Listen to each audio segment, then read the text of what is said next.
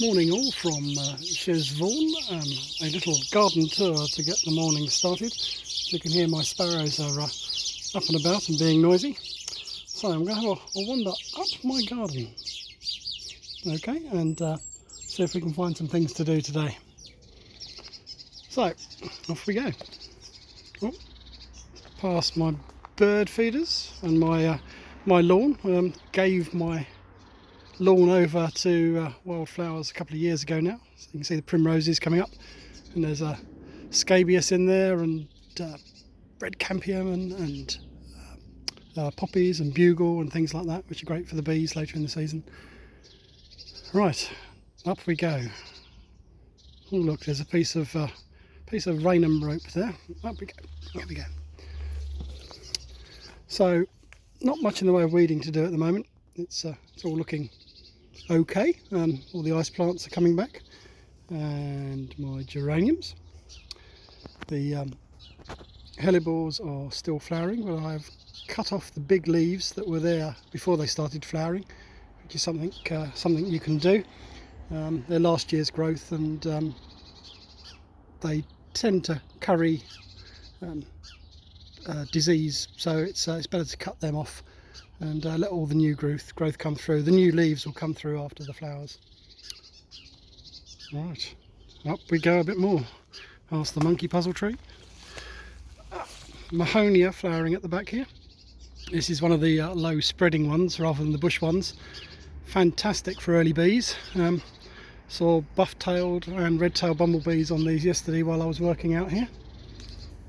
Still hear the sparrows in my now reduced pyracantha hedge, which is just here.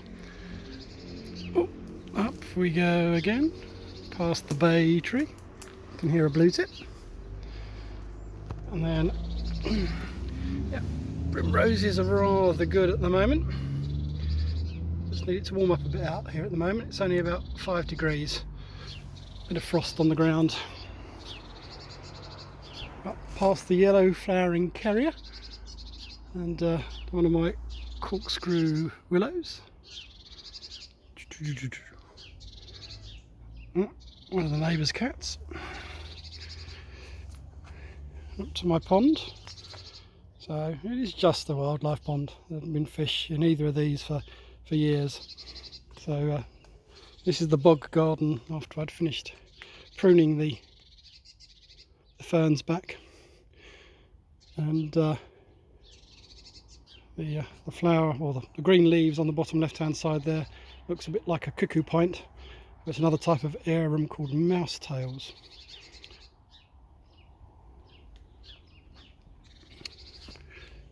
And there's my rather sorry looking pond. I'm going to need to get some oxygenating weed in there as soon as I can. Tricky to find at the moment, needless to say, but it's all coming along quite nicely. And behind that you can see my laid hedge, which Dad and I have done over the years here, and all of that growth up there is all from last year, so it comes back to life pretty quickly.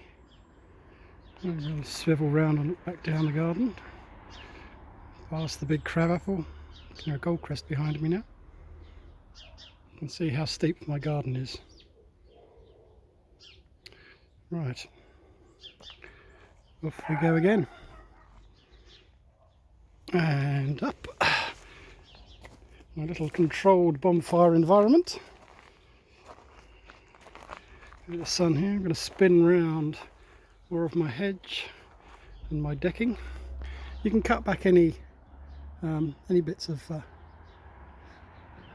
hedge that are sticking out at the moment. It's called facing up. I've been doing it with the hedge at work as well, which is means that it puts all its effort into putting in height, which means we can then lay it again later on. Right, a little swing round this way to the corral fence that I built between me and my neighbour, because the fence had given up after I removed my old aviary. What I quite like now is for a medgull to fly over, so you can hear that. Right, I'm still going up the garden. Not to trip over anything. And we have the original bath that was in my house 20 years ago. Metal bath, another pond. Marsh marigolds and purple loosestrife lurking away in there. You can do this with old baths, old sinks, just plug them up, fill them up, and they become another habitat. Right, top bit of the garden is where I was mostly working yesterday. Oh look, another one of the neighbour's cats.